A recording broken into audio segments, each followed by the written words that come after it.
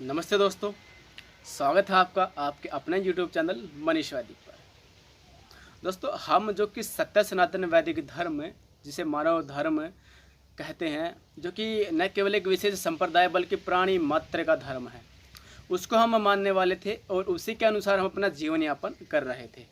महाभारत से पहले की मैं यहाँ पर बात कर रहा हूँ। और हमारे धर्म के चिन्ह भी थे, जैसे कि चोटी है और जनेऊ है और भगवा वस्त्र है।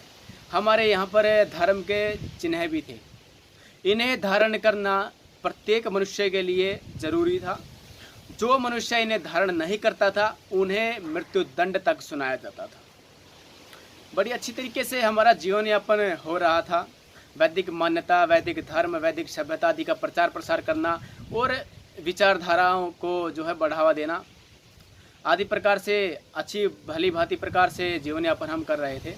लेकिन महाभारत के युद्ध के पश्चात जब हमारी जो जीवन जीने की जो पद्धति थी उसमें जब न्यूनता आने लगी, जब हमारे यहाँ पर शिक्षा का स्तर जो है न्यून हो गया और हम जो ईश्वर का जो वास्तविक स्वरूप है उसको नहीं जान पाए और जो हमारे आध्यात्म के मूल्य है उनमें जब गिरावट आने लगी, तब भिन्न भिन्न प्रकार के मत हमारे बीच में आ गए। भिन्न भिन्न प्रकार के मतों ने हमारे बीच में जन्म ले लिया, उत्पन्न हो गए और उसका हर्जाना हमने एक बड़े स्तर पर चुकाया है। क्योंकि उन मतों ने न केवल सत्य सनातन वैदिक धर्म पर कुठाराघात किया बल्कि एक बड़े हिस्से को विश्वगुरु आर्यवर्त से अलग कर दिया। और इसी प्रकार से जब जब वैदिक धर्म में न्यूनता आई, शिक्षा में न्यूनता आई, तो जो है नए नए मत उभर कर सामने आए और इसी प्रकार से वो हमसे अलग होते चले गए और आज हम एक सीमित जगह पर रह गए हैं। जिसे कभी अखंड भारत विश्वगुरु आर्यवर्त के नाम से जाना जाता था, उसे आज लोग भारत के नाम पर जानते हैं। लेकिन आज उस भारत में भी बहुत सारे हिस्से ऐसे हैं, जैसे यूपी साइड में, महाराष्ट्र साइड में, मध्य प्रदेश, केरला आदि है और तो हमारे हरियाणा में भी, जिन पर हमारा वर्चस्व नहीं है, जो हमारी मुट्ठी में नहीं है।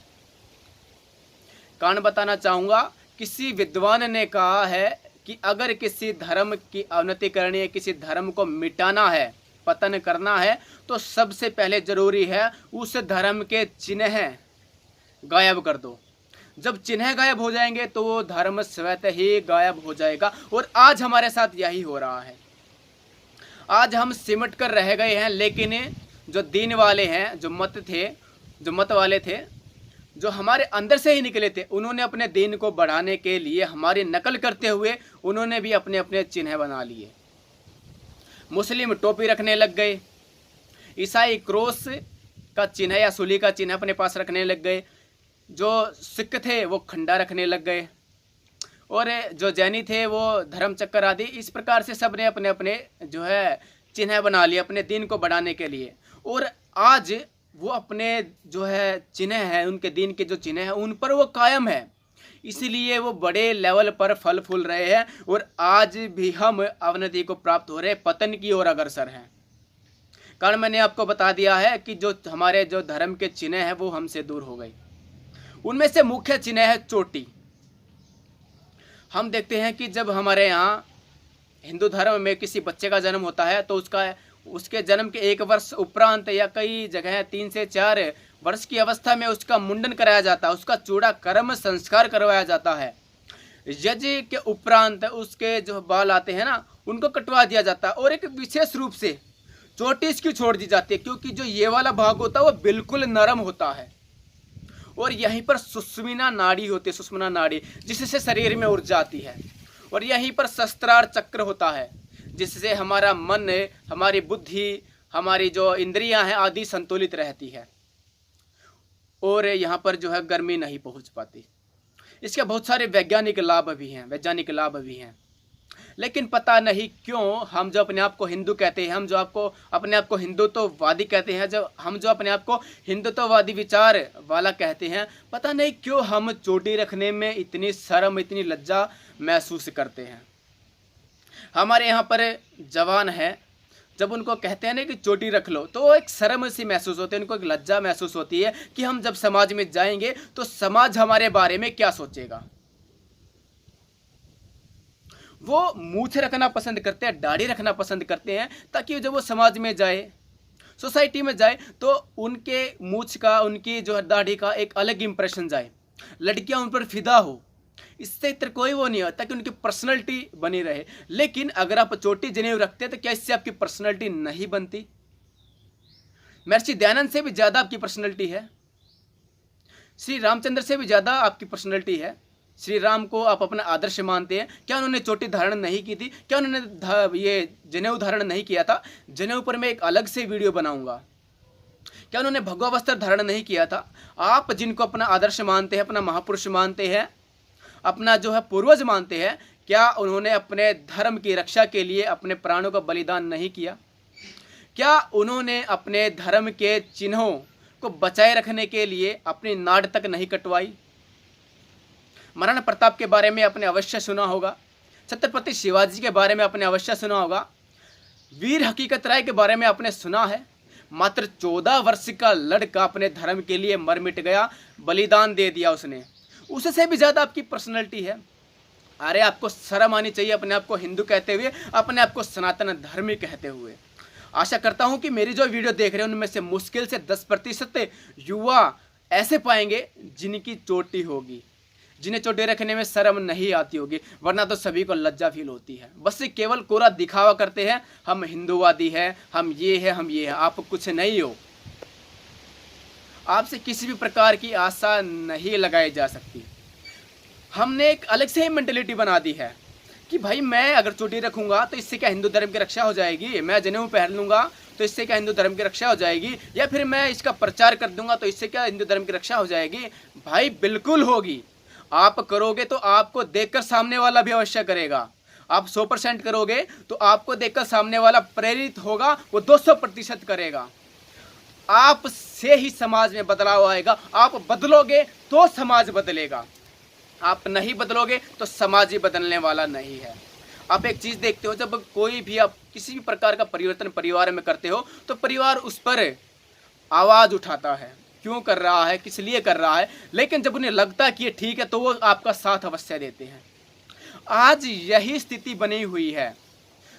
ईसाई, मुस्लिम, जैनी, पारसी, यहूदी आदि सब अपने लेवल पर फल फूल रहे हैं, लेकिन एक हिंदू ही है जो अपने राष्ट्र में आज भी दबा हुआ, कुचला हुआ, पीड़ित महसूस कर रहा है। अगर आपको लगता है कि इन चिन्ह का कोई मोल नहीं, महाराणा प्रताप के जो वंशज है उनसे पता कर लेना, छत्रपति शिवाजी के जो वंशज है उनसे पता कर लेना, वीर हकीकत राय के जो वंशज हैं उनसे पता कर लेना। आपको पता चल जाएगा कि जो हमारे धर्म के चिन्ह हैं उनकी क्या वैल्यू है, उनका कितना मूल्य है। अगर आपको पता ही करना है तो आप मुस्लिम बहुल इलाके में जाइए, जहाँ पर चुनिंदा परिवार हिंदुओं के रहते हैं। उनके गले में आपको जनेऊ पाएगा, चोटी पाएगी, क्योंकि उनके लिए बचने का कोई दूसरा उपाय नहीं है।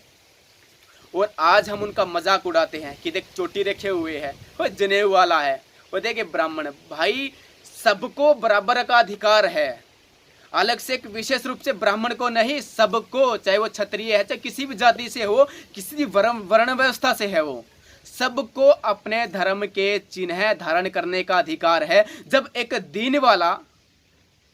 दीन वाला टोपी पहनने में शर्म नहीं करता, एक सूली का निशान अपने पास रखने में शर्म नहीं करता, सिख कृपाण तलवार रखने में शर्म नहीं करते, खंडा बांधने में शर्म नहीं करते, तो आप किस लिए शर्म कर रहे हैं? हमारे अंदर से हमने उनको पैदा किया, हम उनके बाप हैं, न कि वो हमारे बाप। बल्कि हमें उनके लिए शुद्धि आंदोलन चलवाना चाहिए, हमें उनको पुनः अपने धर्म में वापसी करवानी चाहिए, क्योंकि जिस दिन में वो पल बढ़ रहे हैं, एक न एक दिन अवश्य वो नरक को प्राप्त होंगे, उनकी जिंदगी सारी खराब हो जाएगी। वो ये बात जानते हैं, लेकिन वो विवश हैं। हमें उन्हें सीख देनी पड़ेगी, हमें एक उदाहरण सेट करना पड़ेगा। अगर आप चाहते हैं कि आप बदलाव कर सकते हैं तो अभी से ही आप चोटी रखना शुरू कर दीजिए। यज्ञोपवीत पर मैं अलग से वीडियो बना दूंगा, यज्ञोपवीत भी आप धारण कर सकते हैं, आर्य समाज से आपको मिल जाएगा। जितने भी पौराणिक हैं जितने भी साधु संत सबने अपने अपनी चोटी धारण की हुई है। चोटी धारण करने के बहुत सारे वैज्ञानिक लाभ भी हैं।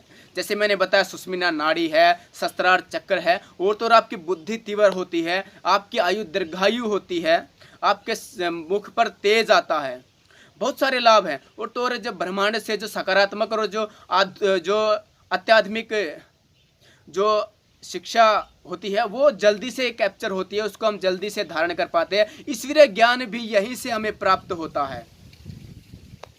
आप देखते हैं कि जब हम संध्या उपासना करते हैं तो हम चोटी का बंधन करते हैं ताकि हमारा मन संतुलित हो सके।